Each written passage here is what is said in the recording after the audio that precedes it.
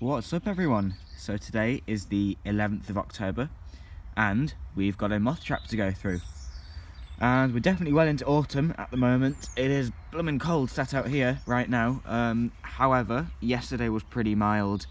The temperature at sunset was about 14 and the clear skies did mean the temperature dropped to about 6, but we still have some really nice autumn species in there. So looking forward to seeing what moths we have. Let's get straight into it. Right then, our first moth is redline quaker, and it's a typical autumn species, greyish brown ground colour with a black kidney mark, and on most specimens there is a brick red line edged with white at the base of the forewing. This is a little bit worn so you can't see it too clearly. Well, this is definitely redline quaker. It's a species that flies from September to November, coming to light and sugar and feeding at flowers such as ivy. The caterpillars eat the leaves and catkins of willow, so they're found in a variety of habitats wherever willow is. Woodland, fens, suburban gardens, areas like that. So, it's redline quaker. And on the side of the trap here is our second species. This is November moth, or November moth aggregate. The 4 species of Eperita, the genus of this moth in the UK, are very closely related. They look very similar and can be often confused with one another. Best way is to look at the genitalia, but without that, November moth aggregate also suffices. It is a species, like its name, that flies in November, but also from early October, sometimes even from the end of September in the northern of the UK. It's not picky when it comes to food plants, feeding on a wide range of broadleaf trees and shrubs, oaks, birches, willows, elms, hawthorns, blackthorns, all on this species menu. And it's not picky when it comes to habitat either, found in broadleaf woodland, but also gardens and parkland as well. So that is November moth aggregate. We've got the lovely angle shades, featured many times on my videos before. Not specific to autumn, it flies most of the year round, but most of the records come from the tail end of summer and early autumn. And it's a beautiful thing. Lovely crimpled resting shape, very camouflaged with dead and dried leaves. I do like the angle shades. It is very common throughout the UK, almost abundant in any sort of habitat. The larva will eat pretty much any low-growing plant, so they will turn up if you trap in your garden. Lovely. Okay, so this is slightly worn, but this is a lovely barred sallow.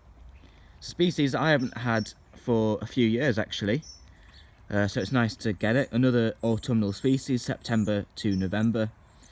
The caterpillars of this species mainly eat, I think, field maple and beech, but they've also been found and reared on other plants as well. It's a fairly common species in much of England, north to Cumbria and Durham. Not so much in Scotland or Ireland, however. And it's a beautiful thing. You can still see that lovely yellow ground colour with the brownish areas at the base of the forewing and the end as well. Lovely. Okay, look at this stunner. What is autumn without the Merve du jour? An absolute stunner of a moth. Beautiful intricate colours and patterns. Beautiful bluish green colour. It's just an absolutely stunning species of moth, the Merve du jour, which translates to wonder of the day. And it really is a wonder as well. The caterpillars of this species feed on oak, so it is most common, though never abundant, in oak woodland, but also turns up in suburban gardens where oak has been planted nearby. And it's not exactly a woodland, but there are a patch of mature oak trees just 100 metres away from my garden or so, which is, I think, where I get these from. Absolutely a beautiful species. Classic autumnal moth, flying from September to early November, although they generally peak around mid to late October. Fantastic. Right, sticking with a green theme of sorts, this is green-brindled crescent. You might be thinking it doesn't look very green, and you would be correct. This is the dark melanic form, which does turn up around the UK and lacks the green scales, as you can see.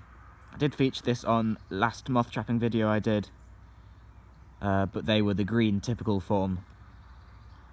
But this is the dark form, so that's another nice species to get. Right, what's better than having a Merve du jour in the moth trap? Having two Merve du jours in the moth trap. My camera will focus, here we go. Another stunner. Absolutely a fantastic species of moth. Oh yes, a third Merve du jour, which for me is unheard of. I've had one, I've had a couple in a trap before, but I don't think I've ever had three. So that is a lovely surprise to get three Merve du jour in a single trap. I'm very happy. Okay, so this is brick. Yes, that's right, just brick. It's a lovely autumnal moth, very similar to yellow line quaker, but it's a little larger and the yellow line isn't as yellow. It's another autumnal species, September to December usually, although in the north that can be from late August to the end of November. And he's going to warm up and fly away. That's another lovely species. This really is a nice autumnal moth trap. I've got another lovely barred sallow, not as worn as the last one. You can perhaps see the patterns more clearly. Really lovely little moth. And we've got dusky lemon sallow. Featured this species last time, but why not feature it again? Another lovely moth to catch. And I think that should pretty much finish us off for this moth trapping video. Right, we've got to finish on these three, so I'll do the outro while you can look at these beautiful moths. So if you enjoyed this video, do give it a thumbs up, subscribe if you haven't already done so, and hopefully we'll see you again on the next one. Look at these beauties, aren't they just wonderful? Fantastic.